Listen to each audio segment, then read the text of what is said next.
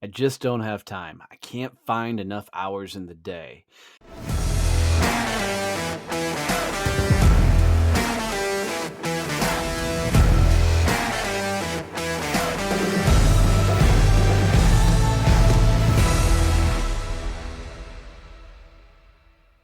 Hey, I'm Donnie Bovian, CEO and founder of Success Champion Networking and author of Endless Stream of Referrals. This is Growth Mode, a podcast all about growing and then scaling your business.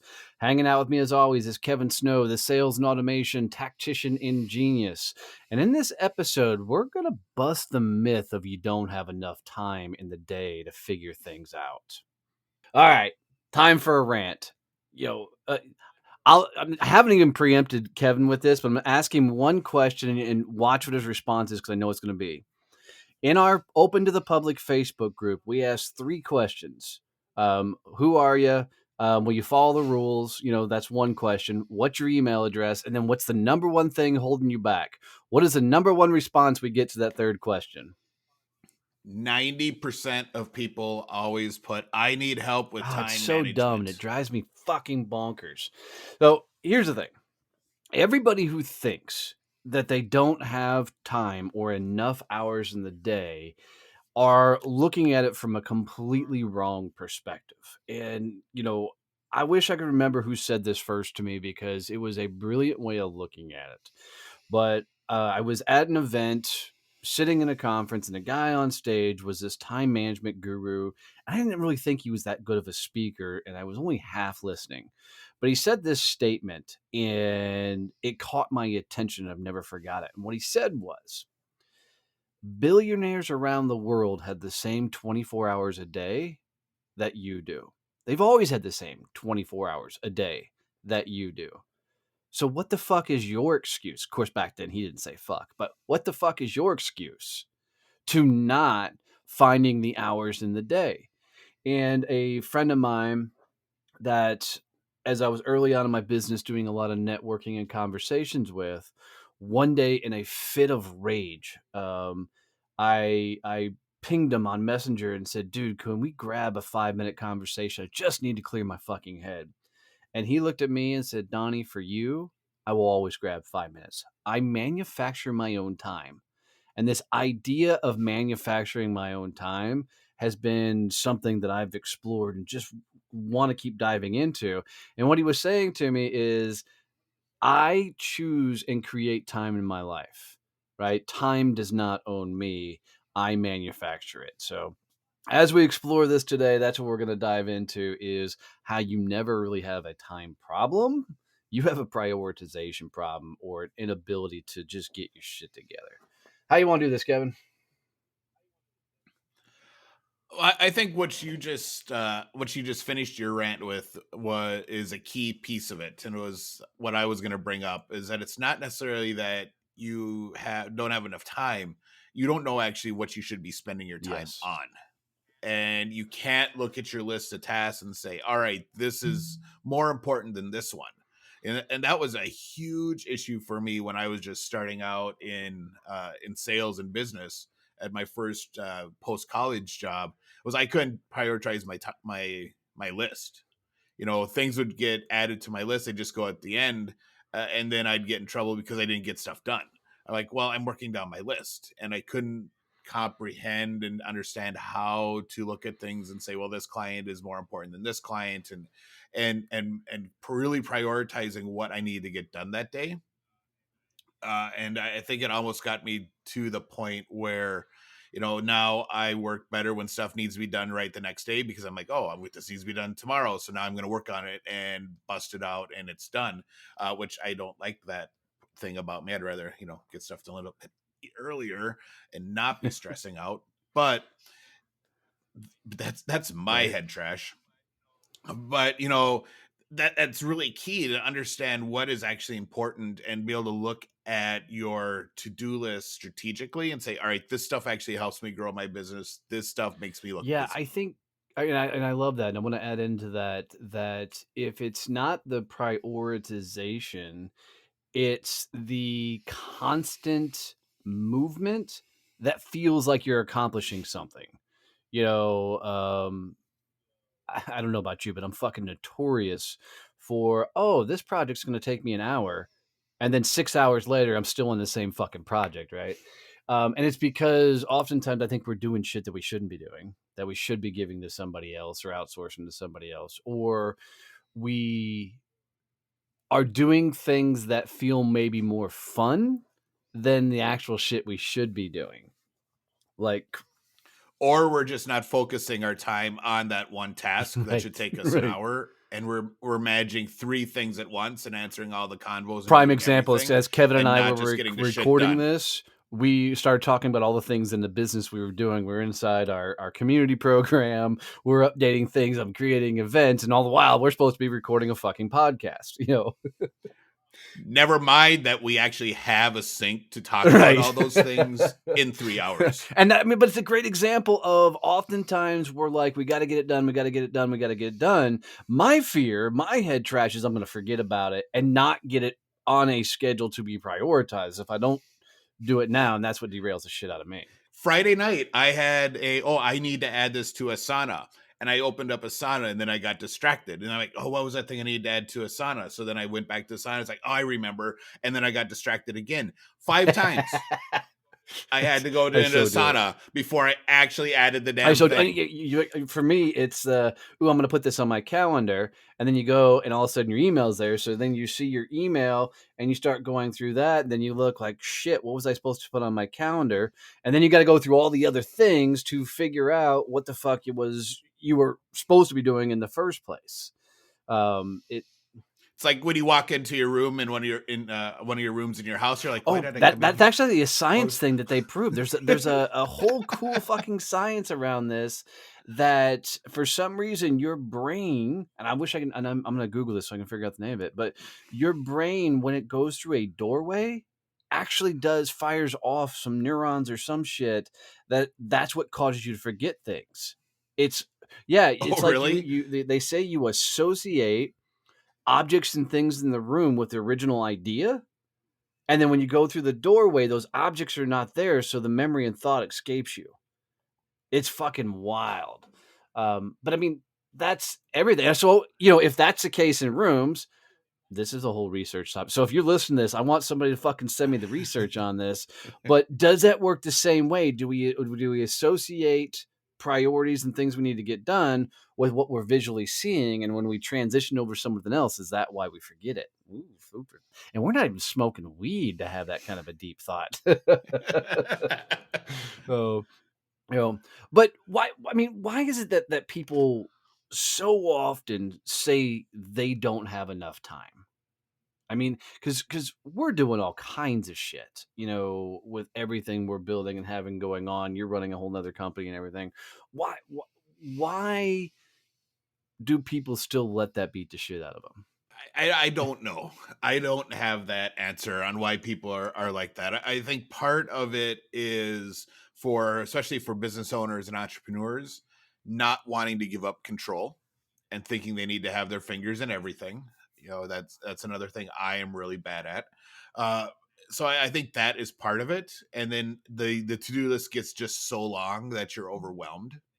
I think part of it is not being willing to ask for help when you True. need it from peers to figure stuff out. Uh, and then it's the third one is back to the prioritizing your tasks and understanding, hey, this is a CEO thing, this is not a CEO thing. And we've talked about that numerous times on different episodes, that you need to look at your task list and say, is this something that Steve Jobs would do, or would he have someone else doing it for him? So I think it's a mixture of those three things, really. It's the ability to ask for help, the ability to give up some level of control, and then failure to understand what's actually important for you to do. I'm agreeing with those as I ran them through my head. To ask for help, and I'll speak for myself. Sometimes you don't want people to know that you don't know, right? And you don't want people to know. I mean, we kind of live in this Instagram style world where everything's supposed to be sunshine and rainbows, and we only see the good shit. And I think that's where the asking for help comes into play, because, oh my God, if I ask for help, then they got to see that all my shit's not put together. And Well, even for you, bringing me in at the level that I'm at was yeah, difficult for you. completely, completely. You know, because truthfully, as you're building a business, man, you there is something to be said about projecting a image of success beyond where you're currently at. And bringing Kevin in, dude, he got to see the full fucking dirty truth, especially early in the business. Fuck, man, of how I was projecting versus where we were actually at. And this wasn't fake it till you make it. This is what I felt like the person I had to be able to get where we want to go. But yeah, that's tough, when somebody gets to see all your dirty laundry and shit. But for the record, it's called the doorway effect. Psychologists believe that walking through a door and entering another room creates a mental blockage in the brain, meaning that walking through an open door resets memory to make room for a new episode to emerge. This is generally referred to as the doorway effect. I couldn't leave it. I had to figure it out. I knew I'd heard it. Oh, um, so I wonder if you have like the website effect or you have like the calendar effect. It's the same concept of ideas of when you're doing things. Or for you, it's the We just need to Asana find, effect. yeah, we just need to find some neuro researcher that is going to do a study and get for their doctoral Right? thesis for Right. us. So if you guys know any neuro researchers out there that needs a doctoral study, that's a big fucking word, doctoral study. I'm fascinated by the idea and I want to learn more about it just because I think it'd be a cool discovery. So help us find somebody to figure that shit out. But as people are going about their day and they're going about their journey of doing things, I think, and especially I think more early you are in your career, it's we say yes too often. And I mean, if you work for other people, it's hard to say no because saying yes either is going to get you promoted or keep you in your position. You Or get you fired. what do you mean? Well, if you say yes too Oh, right. much and you take on all this different stuff and you start Yeah, dropping the nothing gets ball on taken care all of. of Yeah, them, yeah. nothing gets taken care of. Now you're Mm. going to get fired. So saying yes to everything, no matter what the outcome, is normally bad. Yes, agreed. Agreed. But saying no can also get you fired. So there's this weird balancing act of, I've got to do this. But in the sense of running a business, it's your business. And I think and I'll always go to the point that everybody gets more respect by saying no more often than they say yes. And that works in almost everything in life, kids. What is the saying? Practice crossing your legs, not your fingers, or practice crossing. Yeah, your legs, not your fingers. That's it, right? But I'm gonna catch hell on that one. Somebody's emailing on that one. But you know, the whole idea that you don't have enough hours in the day, the whole Steve Jobs things works well for me. But every once in a while, just sitting there and asking myself, what would a billionaire do in this moment? And I've been following Elon Musk a lot lately, and I'm pretty fascinated by this guy. And it was his number two or number three gal that works for him, and they were asking her, does she enjoy working for Elon? She goes, "Well, I do now, but I didn't always." And she said, "I thought my job was to smooth the transition and make the company happy about most of his decisions and how he did things." And she said, "What I've come to learn is my job is to smooth the transitions and keep the company happy until the next transition comes," which I thought was fascinating because as soon as a company starts to get comfortable, Elon does a big shift and a big move. It's kind of like our idea of go break shit, right? And when he makes these big moves, it causes some sort of chaos in the business. I mean, right now Kevin and I are transitioning from Facebook over to this community builder, and it disrupted a lot of things we were working on to get this whole thing set up. We felt like we had to make the move now, and it was a massive disruption. And I think that's the idea behind everything is gotta know when and how to pivot things to make sure that things don't just get complacent and comfortable. And I think a lot of times people are trading off complacency and comfortness, and that's what's leading to overwhelm because they're taking on too many new things without figuring out how to innovate in that moment. I think another big issue with the whole time, I don't have enough time today, is that people can't decide what's an actual Mm, emergency and what's not. Whenever a client calls you and says, "Oh my God, I need this fixed," it's always an emergency for them. yes. But is it really an emergency? You know, for what I do with the sales automation and email marketing and all that stuff, I have a couple clients, and Donnie's not one of them this time, that are This time. will call me. It's like, "Oh my God, this time. Oh my God, this is broke. We need it fixed. I need this fixed right away." Blah blah blah.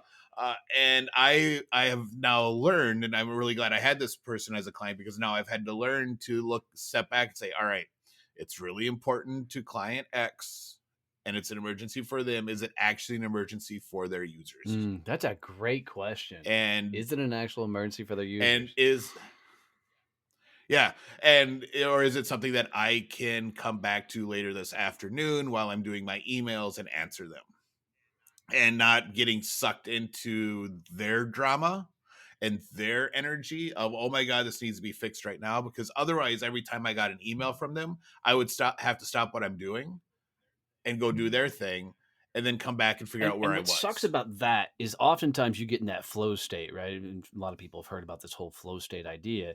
And when you're working on things, you're in it, you understand it. When you drop it and leave and then come back, now it's like you got to recreate what you'd already done to get back to that level of creation or what you're working on. I love that question. Is it a emergency for their user? Is it an emergency for their clientele? Right? Is it stopping overall revenue flow or keeping their clients from actually being able to do what they need to do? It's a brilliant way of looking at it. Yep. Look at you today coming up with witty shit. Wow. I got sleep over the weekend. You know, I got a bunch of stuff done. That's like 1 point for Team Kevin. I mean, in the scheme of almost 100 episodes, you got, like, I think, like, 2 points now. Good job. That's a lie. You call me brilliant and a genius Yeah, every but that's week. just because 'cause I'm trying to make up for all the times I bust your chops. But, I think for a lot of things, being able to triage your schedule, and I told, somebody last week that they need to put a DEPCON chart on their priorities. DEPCON 1, cool, we can get to it this week. DEPCON 2, all the way up to DEPCON 5, which means there's a nuclear missile freaking launched at your ass, and if you don't do something, you are gone, right? You need to triage your stuff, and I'll still never forget the episode of MASH that I learned this on. I love MASH, one of the greatest series of all time, but there's an ambulance that comes in, or it's more of a bus comes in, and they're just bringing in a ton of these army guys that are blown up, shot up, and everything else. And Potter and Hawkeye are standing there, and Potter's like, triage them. We can't take them all in. And so they literally had to go through each patient, and if they could not save them right then and there, they put an X on them. If they were in pain but could wait a couple hours, they put a number on them, and they were literally going down the line and triaging who the priorities were. And it was the moment that I looked at my business and go, okay, what am I triaging? What am I looking at? What am I saying has to be done right now? And what can I put off till later that I make sure I still do it? And along with that, I always go back to the day where Kevin and I moved over to Asana to put this project management program in place, and Kevin and I were having our weekly, operations meeting. He's like, "Is this done?" I'm like, "Nope." "Is this done?" "Nope." "Is this done?" "Nope." And he goes, "Did you get the email out?" "Nope." "Did you ask talk to this person?" I was like, "Fuck, man, what the hell am I doing?" Like, everything he asked me, I had not completed or done. And then I had to look at him like, all right, fucker, it's time to go over some sort of, operational, organizational things. We got to add some fucking processes and systems. And I think that was his greatest moment in the history of our company. Um, that I said we needed process and system, but you know, Every time he does a training now and talks about the importance of processes and systems, I just sit there and smile. You know, the the people on the training with us have to think I'm like high or something. 'Cause I'm just there with a permagrin the okay, so if entire you're workshop. tracking, Team Kevin now has 3 points total, right? um, but so I think a couple of things, and Kevin, help me remember all kind of the things you're here that you should be doing to get over this time problem, this time issue is, you need to realize that you're CEO of a company. You need to act like it. So you need to delegate, get shit off your plate. You need to understand that there's priorities and things that need to get done. Triage your things. Ask the question: does this affect my clients, their clients? And really look proactively at the things you can do to quit letting time fucking own you, and time should be your bitch. What did I miss in there? I feel like I missed a couple in there. I think you're good. You might have wrapped a couple into one and combined them, but that pretty much covered everything we talked about today. The whole priorities of work, that was something that we had to learn in the Yeah. military. When you get to a new outpost or a new place you're going to set up as camp overnight, you had priorities of work for how you set it up and what was most important. Establishing security was always number one. And you just go through this list and everyone understood it, and it kept everyone going to that same outcome, and it got done, all the work done sooner and a lot quicker. So that having that understanding of what your priorities are for your business, I think, is really going to be the biggest one, and then that's going to tie in to allow you to be able to triage and understand when new tasks are coming in, where they fit in your world, and to be able to ask the questions. All right, so is this an emergency for the client, or is this actually impacting their clients? And really, now you have that framework to follow. But if you don't understand what your priorities are, everything's just going to be a big Yeah. list. And you're just going to be trying knocking stuff off, and getting the things to cross them out on your list, or checking them off so that you have that endorphin rush of, oh, I got something done and I've been constructive, when actually you Right. weren't. The only thing that I don't think we threw out there was setting particular work hours on your schedule. Like we have this recording of this podcast, it's 9 o'clock every Monday morning. We record this. Comes out then on when the day it comes out, but we have operational meetings, we have sales meetings, we have the success champion networking meetings, so we have dedicated times to do the activities in our business, which has been really nice for us to go, okay, I don't have to do this activity because I'll be doing it at Tuesday at 9 o'clock, so it helps clear a lot of the stuff up. So make sure you put dedicated times on your calendar. And I mean, I think for everybody, quit saying time is the number one thing kicking your ass, because there are people that have a hell of a lot more on their plate, and don't use your family as the excuse. That one drives me nuts. When they're like, "But I've got this, and this." Look, everybody's got that. We've all got shit going on in our freaking lives, so don't blame somebody else for your lack of prioritization, and get it done. So, but fun episode. Thanks for hanging out as always, guys. If you got any tips, tricks, any value out of this one, please leave us a review wherever you're listening to podcasts. Make sure you're subscribed and share this episode out with one person who may get value from this. Otherwise, love you, mean it. See you, bye.